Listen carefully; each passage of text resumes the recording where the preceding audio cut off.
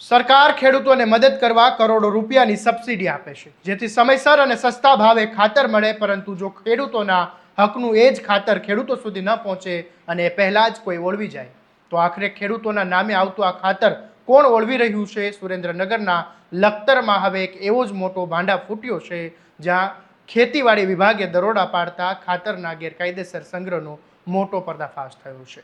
શું છે સમગ્ર મામલો? આવો વિગતે વાત કરીએ આ અહેવાલમાં.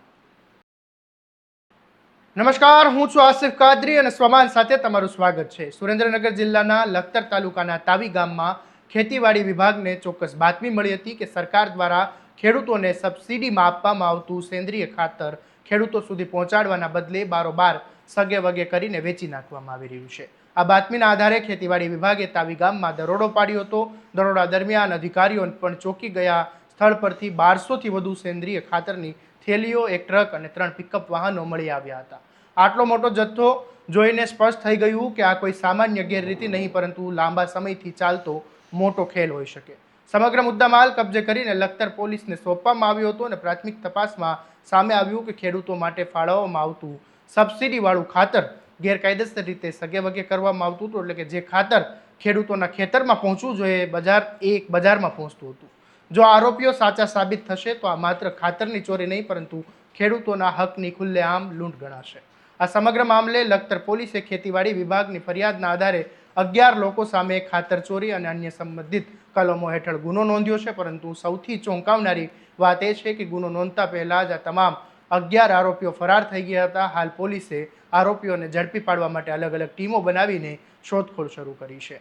હવે સૌથી મોટો સવાલ એ છે કે આટલો મોટો જથ્થો એક જ દિવસમાં ભેગો થયો હશે? શું લાંબા સમયથી ખેડૂતોના હકનું ખાતર ઓળવાતું હશે? જો હા, આ દરમિયાન કેટલા ખેડૂતોનો ખાતર વગર રહ્યા હશે અને કેટલાને ખુલ્લા બજારમાં મોંઘા ભાવે ખાતર ખરીદવું પડ્યું હશે? અને હા, સમગ્ર ખેલમાં માત્ર 11 લોકો જ સંડોવાયેલા છે કે પછી તેની પાછળ કોઈ મોટું નેટવર્ક પણ કામ કરી રહ્યું છે? ખેડૂતોને સમયસર ખાતર ન મળે તો પાક બગડે, ઉત્પાદન ઘટે અને સીધી આર્થિક ખોટ વેઠવી પડે. સરકાર ખેડૂતોના હિતની વાત કરે છે, પરંતુ જો સરકારની સબસિડીવાળું ખાતર જ રસ્તામાં ઓળવાઈ જતું હોય તો સૌથી મોટું નુકસાન ખેડૂતોને જ થાય છે. આવા કૌભાંડોથી માત્ર સરકારને જ નહીં, પરંતુ ખેડૂતના વિશ્વાસને પણ ભારે આંચકો પહોંચે છે. હવે જોવાનું રહેશે કે લખતર પોલીસ ફરાર થયેલા તમામ આરોપીઓને કેટલા જલ્દી ઝડપી પાડે છે અને આ સમગ્ર કૌભાંડના મૂળ સુધી પહોંચે છે કે નહીં. સૌથી અગત્યનું છે કે ખેડૂતોના હકનું ખાતર ઓળવનારા સામે ખરેખર કડકમાં કડક કાર્યવાહી થાય અને આ પછી મામલો થોડા દિવસની ચર્ચા પછી ઠંડા બસ્તામાં જતો રહેશે કે પછી આ મામલે કડકમાં કડક કાર્યવાહી થશે, તે જોવું રહ્યું. આવા દરેક અપડેટ માટે તમારા સ્વમાનને ફોલો અને સબસ્ક્રાઇબ કરી દેજો અને આ વિડીયોને શેર કરવાનું ભૂલતા નહીં. નમસ્કાર.